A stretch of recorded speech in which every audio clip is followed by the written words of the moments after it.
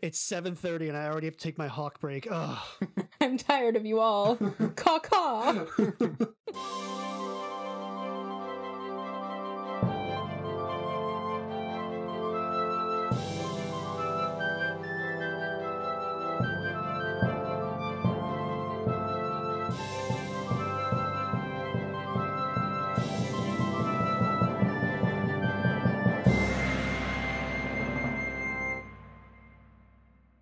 Hello, welcome to the Tabletop Travel Guide, the podcast where we explore fictional worlds and civilizations right from the comfort of our own table.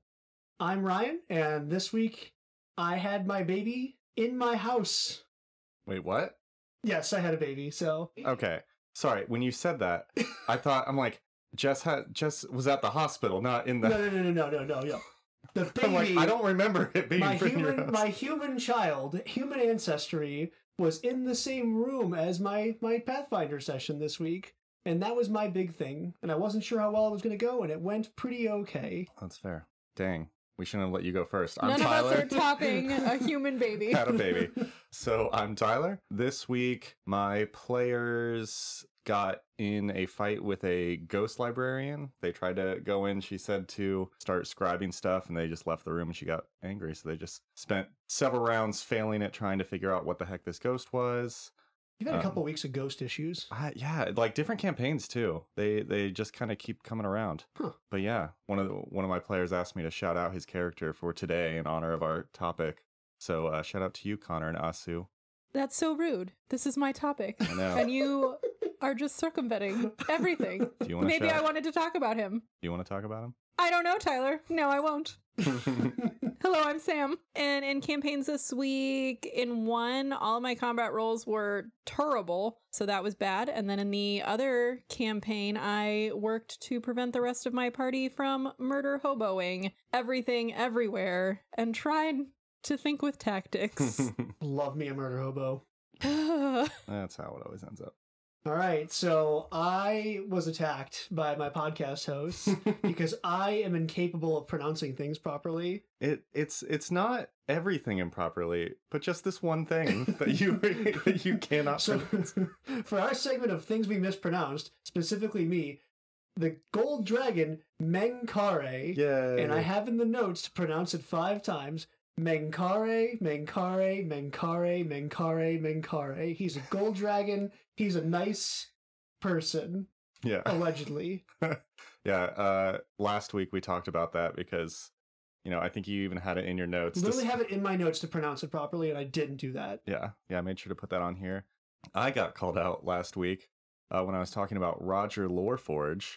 After that episode aired, I got dragged by one of my best friends, thanks Keisha, who was a journalism major and was very offended that we used the term war correspondent for somebody who was actively participating. Okay. Because she said it would be a compromise of judgment and ethics to be a war correspondent and also an adventuring murder hobo party, which, fair, I guess. So Okay. I apologize to any journalism major I may have offended with Roger Loreforge. He will do better. I just imagine that of ethical issues, that's really not the worst we're gonna come up with. I guess he'll just have to be relegated to the opinion pieces or Medium articles and write op-eds that no one really figures are unbiased. Well, it's infotainment. It's not actually journalism. It's infotainment. Oh, he's just an Instagram influencer. Oh, poor Roger. Yeah, so I think that's everything we had for the things we mispronounced or misused. So this is kind of, if you look at our map of Pathfinder 2, it's kind of segmented into different meta areas. And so today we're talking about the final grouping of the Shining Kingdoms, which is Kyonin. And Sam is going to be our lovely host for today. Yes, we are going to talk about Kyonin, full of things I don't really know how to pronounce. So I'm just saying at the top, I made up a lot of this. Is it going to be worse than Dwarven pronunciation? Well, maybe not. I mean, the words make sense in my brain, but as someone who had to do remedial reading in elementary school, my brain might not be the same as everybody else's brain. Okay. So we'll have a great time. It'll be fine. So we are headed to Kyonin, today. So geographically, Kyonin is going to be to the north of the Five Kings Mountains. It also has a border on Lake Encarthen and also has another border on Andoran. So it's in the middle of a lot of things. Kyonin, I want you to picture with me a untouched country of nature. So we're thinking like rolling fields, we're thinking vibrant forests. It's beautiful. It's also very deadly because nature. Have you been outside? It's terrifying. Yeah, of the course Australia of Avestan. Maybe not like quite as like, well, all right, not maybe. quite as deadly as the koalas of Australia. So Kyonin is the, for the most part, isolationist country of the elves. So as elves are our major race here, we're just going to talk about what elves look like in Pathfinder for a minute, because they're a little bit different than like high fantasy elves. And then there's some cool things about them that like really play into their history and where they're from. The things that are the same for our Pathfinder elves, we have tall, lean, physically beautiful humanoids, pointed ears, so they get to keep that. Typically, they are fair-skinned. Their eyes are green, gold, blue, or violet. But they do have different ethnicities in there as well. So different parts of the world might present a little bit differently based on their ethnicity. We also have like a couple of subsets of elves that their environment has impacted their physical features and changed what they look like. So that would be aquatic elves. That would be the drow, which we're going to talk about a little bit later. There's some variation in there from like your typical. The big pull apart from like our high fantasy presentation of elves is going to be their eyes. So if you see in depictions of elves, their eyes are going to be mostly iris and pupil, and you're going to hardly see any white, which mechanically I really love how Paizo has presented this, because they take the scientific biological approach where like the larger pupil allows more light in, which is why elves have better vision. Oh, okay.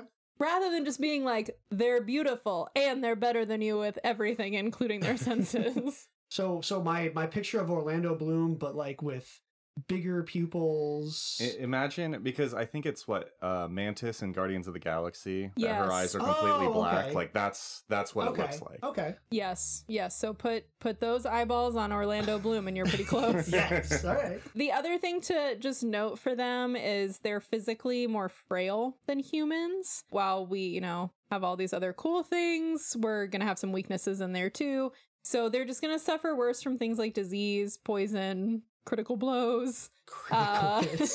They try to make up for it with magical items and things, but that is a weakness for them in the world. They still are living for a very long time, so typically it's like hundreds, possibly thousands of years natural lifespan. Oh, wow. But they still can be mortally killed. So you're probably more likely to die from being stabbed than from old age. Okay. I guess if you're depending an on adventurer. what you're a doing. long time. It's a long time. Are they like, is it like lobsters where like theoretically thousands? Wait, what? So lobsters I'm are sorry, technically... do lobsters live for thousands of years? No. I'm learning so much. Wait, hold on. Lobsters are theoretically immortal, but they like grow too big and then they just kind of like collapse on themselves. Hey guys, welcome to the Lobster Cast.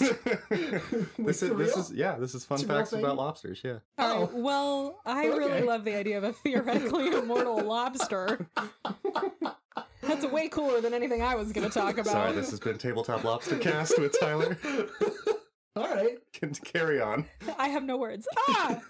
So theoretically thousands. I think typically we're counting elven lifespans in the hundreds. Okay, like you might hit 1,000. More than 1,000, I think, is maybe significantly less likely. It's an outlier. Yeah. Okay. And we'll kind of talk about some of the things that are kind of impacting elven lifespans as we go through this. Okay. They do have their own language. They have Elven as a language, but most of them are speaking Common or Taldan as existing in Golarion because that's helpful. One of the really fun things about kind of Elven culture that I learned while reading and did not know this before, they have something called the Brightness, which is essentially like an Elven enlightenment journey where they are in search of whatever that semi-divine inspiration for their life is, some epiphany that they will have. That journey can manifest physically, like they can be traveling, trying to find whatever the brightness is, or it can be more of an intrinsic, introspective kind of journey as well.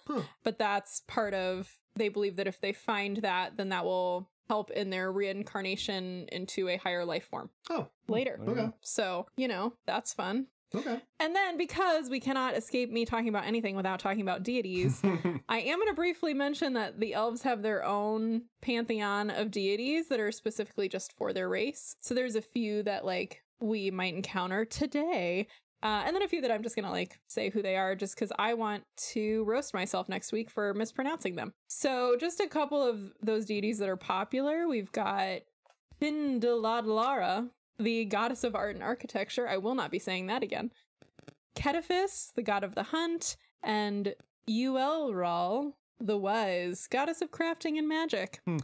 And then we have Alceta, who we are going to talk about a little bit today. She's the goddess of doorways and portals and is technically a Taldan deity, but she's going to be important to the elves for reasons we will talk about later. That's like a very specific coverage of your domains, doorways and portals. Well, but if you think of it, it's also very necessary. How many times do you walk through a door every day? It's true. Yeah. If that lady decided to stop working, like, smack. All doors cease to work. Alceta took a day off. He immediately just, like, smack into the door. All doors jam. I guess I'm throwing rocks through my windows. Counts as a portal. Dang it. She's very important. So that's our general overview of who the elves are in this world. It's just cool to see how they're, like, kind of different than I think just elves are a monolith in fantasy worlds. And I feel like Paizo kind of took a different route with it, which I thought it was pretty cool. Like, still had a lot of the same trademarks, but Their own spin. Yeah. So speaking of kind of their own spin in ways that it's a little bit different, so we are in Kyonin, which is the ancestral homeland of the elves. Now, because elves are so many hundreds or thousands of years old, their history is ginormous. So much so that they don't really count it. Because, you know, if you are alive for several hundred years and, like, doing the same thing, it's not maybe really important to you how much time has passed.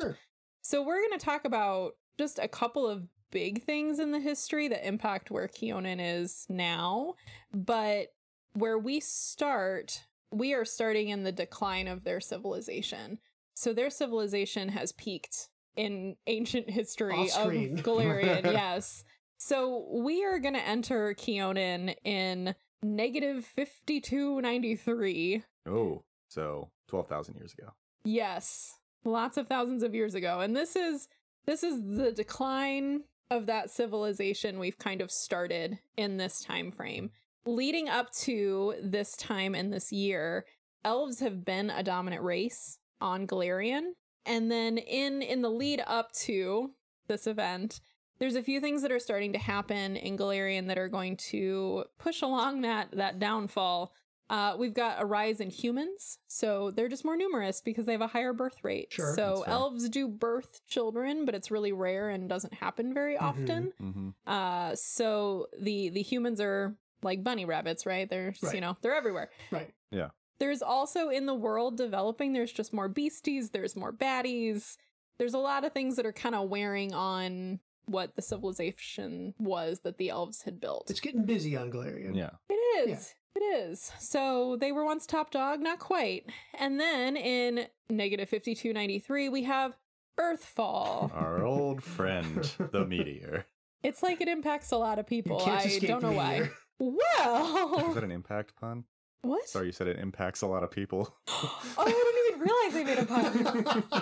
But actually, Ryan, the elves do escape Earthfall. So the elves know this is coming. There's some prophecies. They are aware that Earthfall is going to happen. And their response to it is, well, we are going to get out of here then. Peace. So they start taking big steps to save their race of elves on Golarion. Their goal is to get everybody to Sovirion, which is the ancestral home of the elves, located somewhere else. Okay. So to do this, they construct magical elf gates, and elf gates is like the crude, like non-elven term, but it's easier to say. The elven term for this, which could not find a pronunciation guide for, so making it up, is Ayudara. Okay, that seems right. Yeah. Sure, right. sure. Sounds So elven. they construct these all over the continent to get all of the elves on Golarion into the capital in Kyonin, which is a city named Ayadara. And then once everybody is in Kyonin, there is a portal there that will take them all to Sovirian. This portal is able to be used because of the Sovirian stone, which if you look up Kyonin and what their symbol is, it's a giant crystal. And this is the Sovirian stone. Okay. So it's a giant crystal, which the elves use to control this ancient portal that links Golarion with the elven land of Sovirian. So they're not native to Golarion. No. Oh. But there's not much that we know about Sovirian, and honestly, there's not much that the elves actually know about it either. Spoiler, Sovirian is on a different planet. Ooh. Oh. But the elves don't really know that, and the rest of the world doesn't really know that either. It's like, is it a continent? Is it a different plane? Right. Yeah. Is it a wormhole in a shoebox? Like, people don't really know what it is. They just know that that's where the elves theoretically came from and where Right. they returned to. I guess in a world and universe where there's just planes of everything and they're different places, I guess it could make sense. You're like, I'm on a different plane of existence and not understand like how planets work. Right. Yeah. So that's where they're going. The stone that we're using to get there also provides all the power for the elf gates. To use an elf gate, you need a key. But theoretically, like, whole armies can be moved across the globe with elf gates, which is how they're able to get large groups of elves back to the capital to then be able to go through the portal. Okay. The stone is still well known in Kyonin, but it's also very hidden in the capital. Few people have ever seen it in recent history because the last time it was used was, we'll get there, but in this particular situation. There's a legend that a mythical elven hero created the stone and the elf gates. His name is Golarion the Sculptor. Ooh. Candelaron. So he helped build all of these gates that allow the elves passage. This is where Alceta shows up. So she is our goddess of doorways and portals and Right. Mhm. Okay. thresholds. Elven followers of her see it as their mission to protect those elf gates and uphold them, which is why they've kind of like adopted her into the elven pantheon, even if technically that's not where she was. Protectors of the doors. Yeah. Yeah. Nice. And all of those gates still, well, maybe not all, but a lot of those gates still exist in Golarion today. Several adventure paths, you might encounter them when you're in them, but their locations are all over the continent, so theoretically could still be used if people have the keys. Nice. Oh, so each gate needs a key, or okay. Yes, you cannot just pop into somewhere and then pop over somewhere else. You need the secret password, or in this case, the key. Okay. The gate key. Cool. We have a lot of a civilization that just popped through a portal that took them to another place, which we know is another planet, but they are effectively off-world. Except not all the elves went through the portal. So some of them did stay behind. The ones who stayed in Kyonin stayed in the capital of Ayadara to protect the city. It's shrouded in illusory magic, so they're able to kind of keep that one place safe and not let it fall to ruin. They didn't have enough people stay behind to protect the rest of the country, so the rest of the cities and the settlements really start to just like fall under the control of bandits and vandals during the Age of Darkness. So it's really kind of sad, because then that's really where we're seeing the civilization really tank. Yeah. Yeah, they're like all gone. Yeah, they only have that one stronghold, so the rest of it all slowly starts to become ruins. So that's one group that stays in Kyonin. We also see elves that are known as the Forlorn. So these are elves that end up growing up among other races with shorter lifespans, which is kind of sad because it's like, all my friends are dying. Aww. Yeah, so they're like, they've experienced more loss, and there's, you know, some more moroseness to that group of elves. The other group that we kind of see here is the Drow. So these are elves that stayed on Golarion but went underground for Earthfall. So what happens to them is they're going to end up corrupted by some of the evils underground, and over time this physically changes their appearance. So they end up with very dark skin and white hair. They kind of like take on that like no sun or underground appeararance. So kind of like the Duergar from... They like pass the dwarves on the way down. Like, see you guys, we're staying. They end up like kind of like dominating those like underworld races. Yeah. So most people leave. A small group stays. Kyonin just kind of has this one city where there's a few elves hanging out, but the rest of it is just kind of slowly decaying. And I'd note too that, you know, we're talking about the Kyonin elves in Avestan, and I know in like the first episode we kind of teased some of the Mwangi elves. So I think, you know, it's relevant to point out that we're talking specifically about the Avestan Kyonin elves. There are elves that have done other things in other parts of the world too. But this isn't like the elf episode, just Kyonin. Yes, the giant group of elves, though. I mean, it's pretty substantial, and like when you look at like the other like ethnical groups around the world, I think the Kyonin elves are still like the majority of elves on Golarion. Okay. And they stay gone until 2497 AD. So we are at like 7,000 years later. Yeah. Oh wow. Okay. Yep. So they're just like, goodbye. 7 lifetimes for them. Extended retreat. Yes. Bye. In 2497, we are going to talk about what the new threat is in Kyonin, and that is Tree Raiser. Ooh. Tree Raiser. Lord of the Blasted Tarn. Oh. He's a demon. Oh, okay. And he is cast out of the abyss by his master, wanders the material plane until he makes his home in the Firani Forest, which is the forest that covers most of Kyonin. Okay. Ooh. So he's a demon lord. He's rolling around. He's like, these trees look great. I think I'll hang out. Okay. Because he is a demon and evil and all sorts of fun stuff. Under his influence, the forest starts to become dark and twisted. The earth is poisoned. Living things become twisted versions of themselves. It's not great. So his presence is like literally poisoning the forest. Yes. Not great. Have you seen Fern Gully? Cool. Yeah. Okay. Cool. He is the evil tree oil sap thing in Fern Gully. Cool. Okay. Yes, basically we can just think of Kyonin as Fern Gully. Okay. We got things, we got cool stuff, and then, ooh, bad. And I take it the elves are not going to like their forest being poisoned? So that is not the thing that brings them back. Oh, okay. The problem is that Tree Raiser finds out about the Severian Stone. Ooh. And he wants it. Okay. Because he wants to use it to bring a demon horde to Golarion. I was going to ask this, like if this is a magic, like a super powerful magical artifact, have people tried to come after it? Okay. Yep, okay. Yep. Because he wants to use that giant portal to portal in a giant army of demons. Sure. It's checks out. Either so that he can get revenge or maybe so that he can win back the favor of his master. Maybe both. There's like, you know, some debate on what exactly the goal was for that. But it tries to go after the stone. So that is what alerts the elves. Okay. And they're like, oh, that's bad. They're like, well, I guess we'll go take care of this. So a procession of elven scouts, warriors, spellcasters all come back through the portal.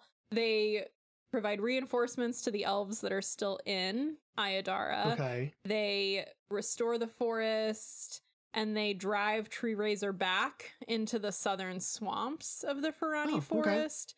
They don't totally, like, eradicate him. He's still there, but they confine him to a much smaller area in the forest. So then they're all, like, back, right? And they're like, oh, well, I guess things are, like, okay here now. We've been through a few ages. Things have maybe calmed down a little bit. So they kind of take that news back, and then the elves come back to Kyonin. Now you're coming back to a country that has been really not inhabited for 7,000 years. Yeah. So they aren't really looking at like retaking their old territories. They're not trying to like uproot the people that are like living there that are, you know, not evil demon lords. Sure. So it's really centered in Kyonin that they stay. They're not I mean, obviously small groups might move around, but they're not trying to like wage war on the other countries. Yeah, no, they're not exploring. They're not. But their civilization is just smaller and it's a little bit more contained. Yeah. And they're staying in Kyonin, which is what's going to influence this isolationist policy that we have currently. This is where the elves are today in Kyonin. They have stayed. Time moves very slowly for them. So how Kyonin is structured now, we have that Ferrani forest. That's our big ancient forest that's full of stuff. It's got some ruins. That's a big chunk of the country. That southern part of the forest where Tree Razor was relegated to is called the Tanglebriar, and that still exists, and it's still kind of a nasty place down there in the southern part of the country. So they've kind of like cleaned up most of Kyonin, and now he's just kind of his own. Yep, he's just got his own little swampy area that he has to swamp hang out. Hey kids, we don't go in that part of the forest. Don't go to the Tanglebriar. Unless you're like, I don't know, really looking to take down some monsters. If that's your jam, that'd be like a good place to hang out. But yeah, it'd be a good high level like epic campaign. Taking down Tree Or like Razor. if you were like, what was it called? Like the enlightenment, the light, the enlightenment journey, the brightness. The brightness. Like if you're like looking for your brightness, like we're gonna go to the Tanglebriar. We're gonna go find some trouble in the Tanglebriar. We'd have a challenging brightness quest. Imagine you're like, Dad, I found my brightness, and they're like, "Ah, Johnny, don't do that." Have you thought of a different brightness? Like, maybe not that one. Maybe how about baking? Have you thought about baking as your brightness? Have you tried to achieve enlightenment through cookies? Have you had bread, son? You can toast it. So then we have, Ayadara is still the capital of Kyonin.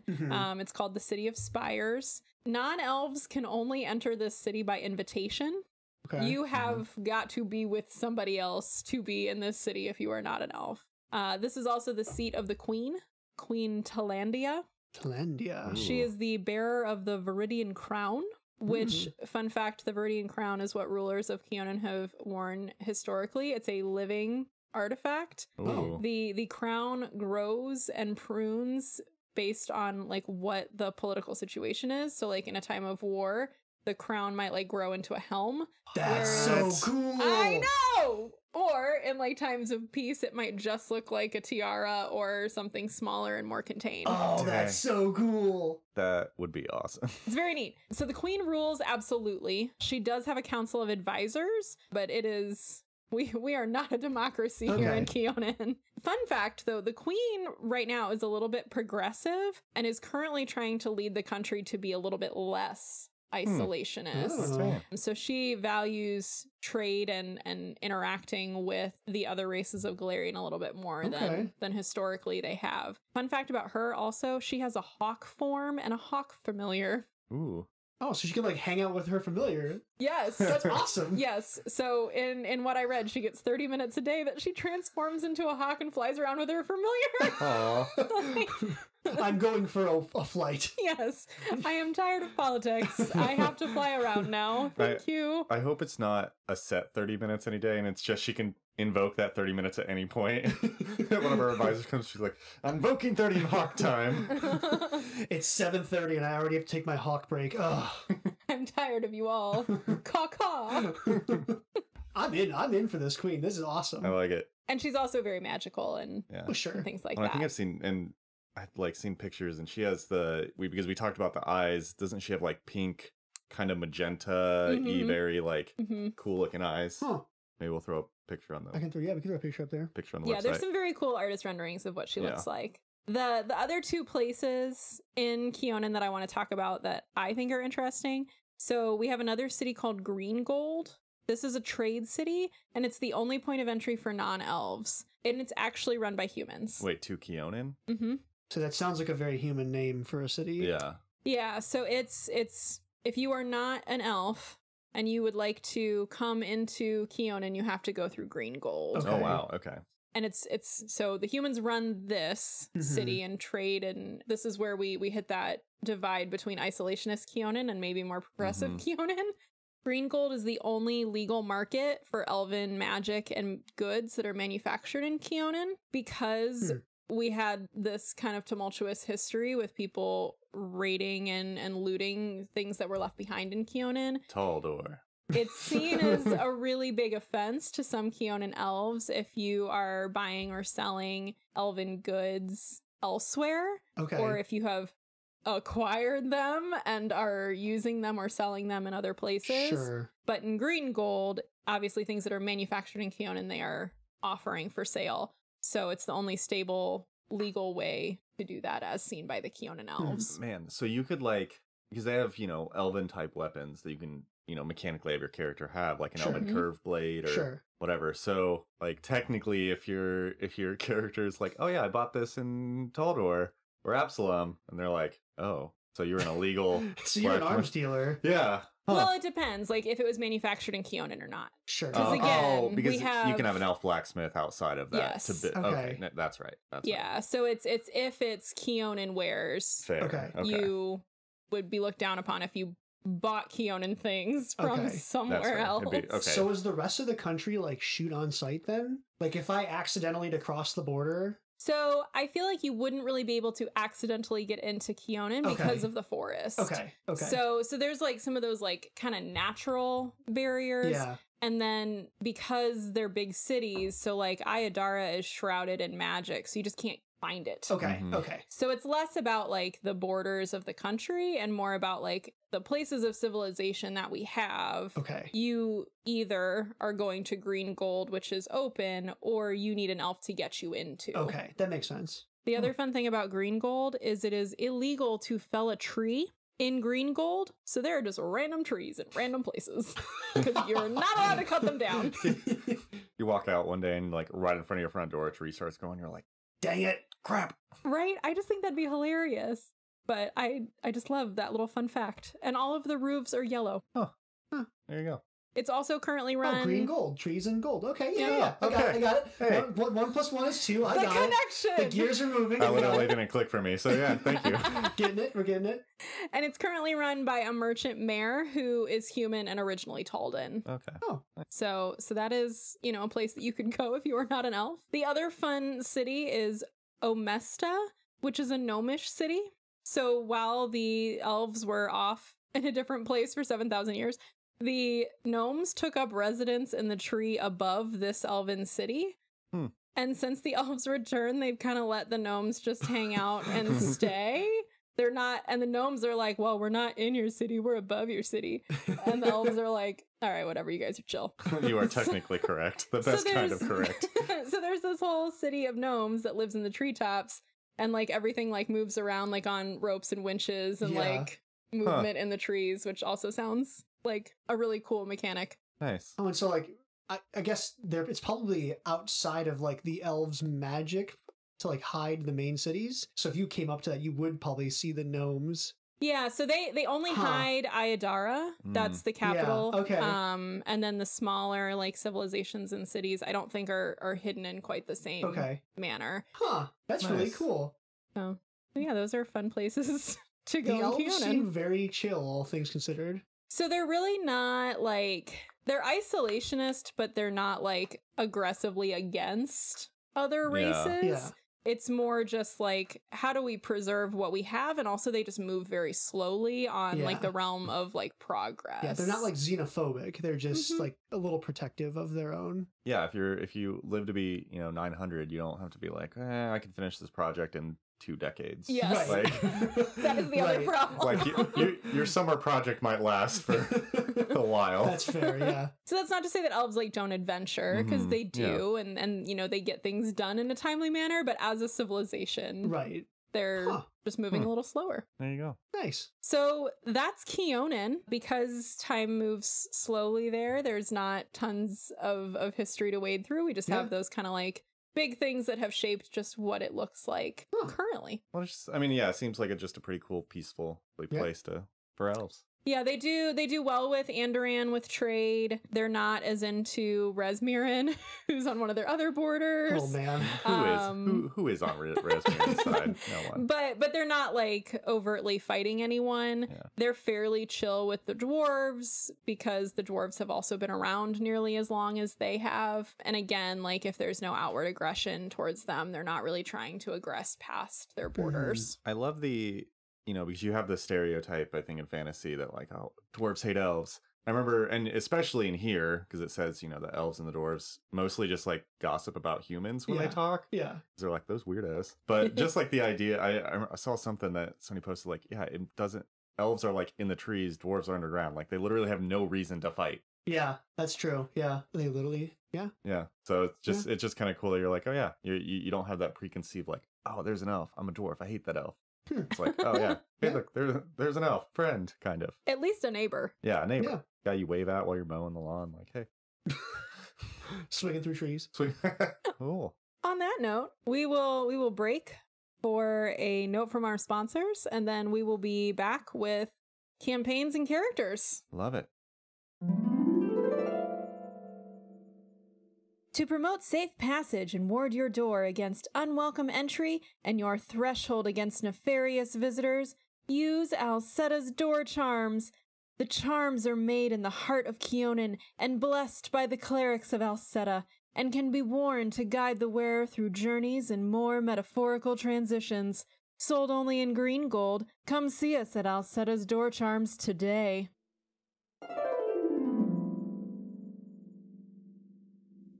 Hey, welcome back to Tabletop Travel Guide, and thank you to our sponsors. It is now campaign time. Mm-hmm. Okay. One of the things that we do that I feel like in all the campaigns we've run and been a part of together, we usually don't care about the survival aspects of campaigns. Yes. I always care that I survive. I do not want to die, Tyler. Fair. In the generic form of survival, yes, we do care about that. But when we started playing in 3.5, the rules for that were kind of a mess. You had a carrying capacity by weight. You had very random, way too much work to track those things in 3.5. So when we were in that version, we just kind of never really bothered with it. We didn't really care much about spell components. It just kind of like, we're playing to have fun. It's fine. And I think that kind of carried over. Even though Pathfinder 2 very much like simplified a lot of this, we still just kind of gloss over a lot of. As long as you're not carrying, I don't know, my rule has always been like, as long as you're not carrying like 15 suits of full plate armor, it's probably fine. You're like, whatever. Like I always get the adventurers pack. Everyone's like, I don't know if anyone has a bedroll. I always have a bedroll. The number of times I actually have pulled stuff out of the adventurers pack, like, oh, here's my 20 foot of rope. Actually useful though. That's true. At any level. Yeah. For my campaign, I wanted to do a kind of really lean into those mechanics. The extreme environment mechanics, the kind of bulk mechanics, like carrying capacity, being able to craft and do all that stuff. And I wanted to turn this into a hex crawl. What a hex crawl is basically kind of like a way to handle overland travel across days, where you have like different hexes on a map, and like as you travel from one hex to another, it takes a certain amount of time. There might be events in those hexes, whatever. Ryan, we'll see how good your character fits into this, because this is a historical campaign. Ooh. This is going to be following the group of elves who come back originally to Kyonin after the 7,000 years of being on Silverian. The original group of scouts, or the original group post we've knocked back Tree Raiser? The scouts. The scouts. Okay. Yeah. So this would be part of the scouting party of like, we're coming back. We're not totally sure what to expect. Okay. And so I kind of want to play it like you warp in from the gate, and then you're trying to get your bearings of like, what is happening? You know that Tree Raiser, or this like entity, is trying to take the Silverian stone. But other than that, there's like 7,000 years of stuff that you don't know about. I imagine the goal would be, you'd have your map, and like your goal would be kind of explore around Kyonin as you're going. And maybe, I'm not sure the amount of elves who had to come through to take care of Tree Raiser, but you, depending on what level you wanted this campaign, it might be a lower level. So you're like, we'll go take care of Tree Raiser, you just go scout the rest and come back. Sure. So I think it'd be cool to just, you'd really have that, okay, you have some amount of supplies. Those supplies probably run out. You have to forage. You have to fight some monsters. You have to deal with Taldans that showed up. Yeah. So you're kind of exploring the map, and things are happening. And it's just kind of like, it might not be a huge, long adventure, but you're kind of getting that survival of what happens as a group of people who have come back to their land after, 7,000 years to see, like, just try to figure out what's happening. And none of those people were probably in the land originally. Yeah. 7,000 would probably be too long for one lifetime. So these are probably people that have also like just heard stories about Kyonin So you're going off of like playing telephone for 7,000 years on what's supposed to be there. There's so much potential there to just like play, like you said, play telephone and like give the players like, we think there's this massive creature right outside the portal. And well, I also like the idea. So without giving any spoiler adventure, but we're running an adventure path that at one point you're basically trying to avoid a large monster that you cannot fight. And so you're not at a point where you're like, we're going to go fight this monster. It's like everything is a hazard and a natural disaster that you're trying to avoid by this monster just existing. Yeah. And so I imagine, I don't know how big Tree Razor is, but that would be kind of cool. Like you run into a hex and you're like, oh, Tree Razor's here. We need to now survive and then get out of this hex. Yeah. Like we cannot fight him. You can't fight him. You need to go. And then based on what it's just doing by existing, you're like trying to survive. So, oh, I love this. Yeah. So I thought it would just be cool to kind of like lean into all these mechanics that we usually just gloss over and make them the kind of forefront of what this adventure is. Man, I'm a big fan of random tables, and I would love to generate some random tables for encounters for these kinds of things. Yes. Tree Razor is a creature 25. Yeah. So... yeah. Okay, yeah. A level 25 creature. I mean, even unless you wanted to play a level 20 adventuring party, you'd basically be like, get out. Yeah, that's at that point, Tree Razor is a force of nature that you just have to avoid. Yeah. So hopefully, well, and I guess the only other caveat of this campaign is it would be elves only, obviously, because there'd be no humans chilling in. So nope. Like, I'm a dwarf. What? Yeah. So hopefully you picked an elf for us, Ryan. Well, I did pick an elf, but it doesn't. I'll see if I can make this work. So originally, my character. I threw you a loop on the historical. Fine. My character's name is Tyrael. She is a lawful evil elf supremacist. Sure. Cool. So I originally had her backstory that she spent some time as like a domestic servant. Yeah. And like saw kind of like the bad ways of humanity more than she saw the good ways of humanity. Like she saw the ugly side. And like her formative experiences were all bad on humanity. So that when she finally had the chance to get out and escape, she was very anti-humanity and very pro-elf. Yeah. So I think you could take this two ways. You could take this as a, change that backstory a little bit. And when she came through on the party, she has her preconceived notions and her biases that like she's hyped up of, oh my gosh, I have been told stories of all these awful creatures and these things called humans and these things called orcs or whatever, whatever creatures they had experience with. And she has to kind of work to get through those preconceived notions. Or she is one of the forlorn. I like your idea of like the forlorn, where she's already kind of been around and she just happens to come back into the area as an NPC. And she just talks trash about everything else going on and like goads the party of like, oh, you guys are here doing God's work. Like you're taking back the wasteland from this awful Tree Razor and these awful humans, and just like is almost like their own personal party demon on the shoulder. Like hype man for evil. Yeah, like, oh, don't worry, just those gnomes that are hanging out, we should get rid of them too. Like, yeah, I know they're not doing anything wrong, but they're not elves. We should get rid of them. I think you go either way. Yeah. You could also have her, she could be part of the contingent in Ayadara that's been defending the country from, or, has seen the other cities crumbling and could definitely have built up some like revenge schema from that too. Well, and then she's like very, very like beat down by the world and just like, oh, thank God you're here. Finally, my relief party is here. Let me tell you how to kill all the humans. Yeah, I think you could go a bunch of different ways. But I do think, because I love the elves, like the original story for this character. And I feel like that kind of goes, this is kind of a situation where you can come to a really cool character backstory to the really wrong campaign for it. Right? Like, I feel like we've been in those where you're like, I'd build this backstory and like you just haven't talked to the DM before, and then it's like, yeah, that's not gonna work. Or if your DM is just like, I don't care, it's like there's the whole party who's like come through the portal, and then she just like happened to be scouting through the area and sees a bunch of elves jump through the portal, and she like quickly like puts on armor and like sneaks in with the party. I'm He's ready, like, guys. I've been here the whole time, everyone. GM's like, whatever, okay. Yeah, Exactly.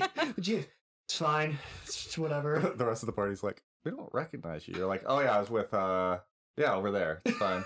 I've been here the whole time. Yeah. It's fine. Yeah, it's fine. Yeah, Tree Razor's a big bad person, right? Let's go Yes. kill Tree Razor. It's not what we're here to do. Whatever, man. I'm just here. Nice. Yeah, I mean, I think it still works. Yeah, okay. Okay. We have talked Kyonin. We have talked gates. We have talked campaigns and characters. So now it comes time for the tabletop official score. Ooh. Sam, on a scale of 1 to 5 trees. I mean, I'm a 5 tree. Like, I'd go. It seems really nice. Take some pictures. If I'm an elf, I think I would probably really like it. If I'm not an elf, I think I would go to the one trading city I'm allowed to go to and, you know, buy some knickknacks, walk around, see some trees. Sounds good to me. Yeah, I think I'm going to go with 5 trees as well. I think I was a little worried coming into this episode that it was going to be a little more exclusionary, but this actually seems very nice and calm and pleasant. Yeah, I agree. I think the worst case scenario as a human is like you're bored. Or you're just like, oh, I can't explore as much of Kyonin as I want. Like you're kindly asked to leave. Like, I feel like they just be like, sir, your time is up. Like, we would like you to please leave. Yeah. Okay. Yeah. No, I think I'm 5 as well. 5 trees. 5. Sounds great. Straight 5s across the board, unanimous. Yeah. Good job, Kyonin. All right, well, we won't be back for a month because we are all going to Kyonin to see some trees. We'll be back. We won't fell any trees. That would just be a bad day. No, we're going to look at them. Yeah. We'll stare at the cool trees. So, Tabletop Travel Guide official score, 5 out of 5 trees. 5 out of 5 trees. I love it. Cool. Well, like always, thanks again to all our listeners. If you're enjoying what you're listening to, tell your friends. Or if you are interested in, giving us some feedback, send us an email at tabletoptravelguidepodcast@gmail.com. We'd love to hear from you. If you, want to check out our website at tabletoptravelguide.com, we'll post pictures of, interesting things we talk about. The Queen, we'll put, the Tyrael up there. Yep. Yeah, anything we find interesting, feel free to check that out. If you have better ideas on how to pronounce any of the things in today's episode, please let me know. Yes, send us emails if you are offended by how we pronounce things. Sorry about that if we do. But yeah, until then, happy travels, guys. Happy travels.